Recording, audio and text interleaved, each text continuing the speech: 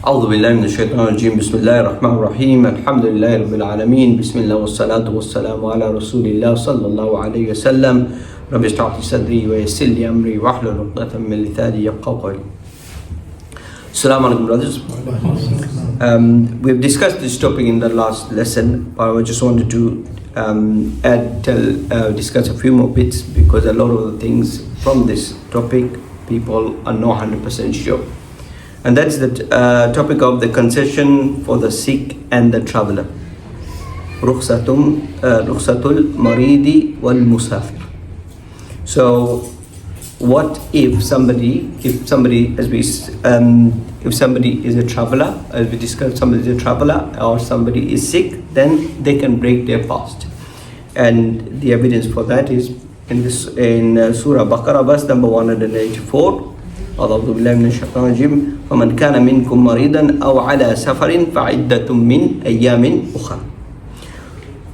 But whoever among you is ill or on a journey, then equal number of other days are to be made up. So if somebody, as we said, if somebody is sick or somebody is in a journey and they're not able to fast, then in that case they need to make the equal number of days later, which is after Ramadan.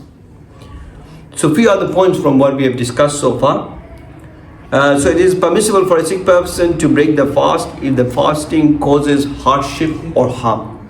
Okay, so if they are sick, it has to cause them some sort of hardship or harm, and then they can break the fast. We will take a few examples, inshallah.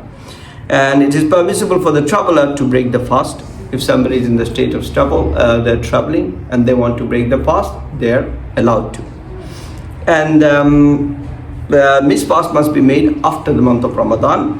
And if the sick person or traveler chooses to fast, their fast is valid and sufficient. So if the person is sick, they still have the choice if they want to continue fasting or break the fasting. If somebody is a traveler, they have the choice if they want to continue fasting or break the fasting. Okay, the choice is upon the person. All right. Sometimes we are sick, but we still manage it. Right, we got a little bit of headache, we're like, inshallah, we're going to do it till the end. Sometimes, traveling back in the days used to be really difficult, but now traveling is really nice, enjoyable. You just sit in the plane, you don't feel anything. So, if somebody is a traveler and he says, it doesn't bother me, I'm going to inshallah fast, that's not a problem. And the concession rukhsa is a mercy from Allah, not a weakness in faith. So if somebody is breaking their fast, we should not look at it, oh, you're not strong enough, you're breaking your fast. No, Allah has given this rukhsa, one can do it, it's not a problem. And if fasting causes real harm, continuing to fast may become disliked or prohibited. But somebody, for example, is sick or ill, but they are forcing their body and they're saying, no, well, I'm going to fast. This is something which is not liked. And one should not do these things.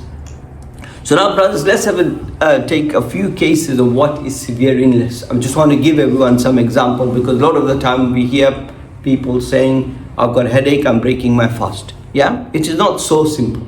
Okay, so if a severe illness, what can be the case of severe illness? If fasting worsens the illness, delays recovery, or causes serious harm, serious weakness, then one can break the fast. For example, someone with high fever or severe infection. So somebody's got high fever or severe infection, and the reason they are fasting is delaying their recovery. They're not getting better, but they're getting worse. Okay? In that case, they can break the fast. Chronic medical conditions like diabetes where fasting may cause dangerous blood sugar drops or spikes. Okay? So if they are fasting and the blood sugar level goes heavily down, and they're losing complete control over themselves, in that case they can. You see? But by brothers who suffer from diabetes, they have said that some brothers can, they manage their medication time and then they still manage to fast. Okay? But some cases are very severe. So in that case, if they have such kind of condition, they need to break the fast, and that is better for them. And extreme dehydration as well. If a person experiences dizziness, confusion, fainting, or signs of collapse due to lack of fluids. Sometimes this happens in warm countries. If they don't drink water, they will faint and fall. Yeah. in that case as well, they need to make sure that they do it. They have the option to break the fast. When a person becomes so weak that they fear harm on themselves, such as nearly passing away, or passing out, or at work while traveling. So sometimes if somebody is fasting, they feel that they're going to completely pass away, they're going to faint, right? In this case, they can break their fast. And also in case of pregnant or breastfeeding women, if a woman reasonably fears harm to herself or her baby due to fasting, then she can break the fast. So a pregnant woman, if she thinks that her fasting is going to harm the baby, then in this case, she can break the fast, and likewise applies if she is breastfeeding. So some other things, brothers, remember this, how to do it. So a lot of the time, people think that, okay, for example, tomorrow I'm going to be fasting, right? So tomorrow I'm going to be fasting, so I'm not going to, tomorrow I'm going to be traveling, so I'm not going to fast, right? They make this decision in advance, right? But if you look at the wording of this, it says that one can break their fast. So what we do, we make the normal intention, like as if I'm going to be fasting tomorrow, right? And then when you're actually traveling, when your status changes, then you break the fast. Okay? Is that clear, brothers? Yeah? So a lot of the time people think, oh, I'm traveling tomorrow. So they wake up in the morning and they have their breakfast and everything, and then eating. And then it sometimes happens that they don't even travel, right? So this has to be very clear, brothers, yeah?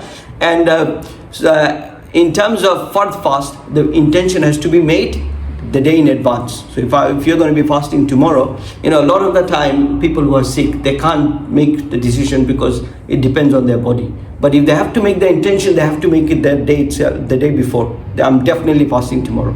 And then they need to start the fast, and if they fall sick, then they break it as normal. Yeah? In terms of one other thing, brothers, is this decision whether they're going to break the fast has to be done by the individual. Okay? If I decide that I'm sick, I'm going to break the fast, right? I have to make that decision. Somebody else can't make. So for example, I'm feeling sick. I can't ask my brother, what do you think? Should I break the fast? I can't do it. The individual has to decide whether he's keeping or whether he's breaking the fast. Because how somebody is feeling, nobody else can feel this thing. Inshallah. Okay? We ask Allah to give us the ability, inshallah, to act upon what we had, and give us the tawfiq, inshallah, to do the fast sincerely for Allah, and may Allah not give us any sickness and keep us safe. Ameen.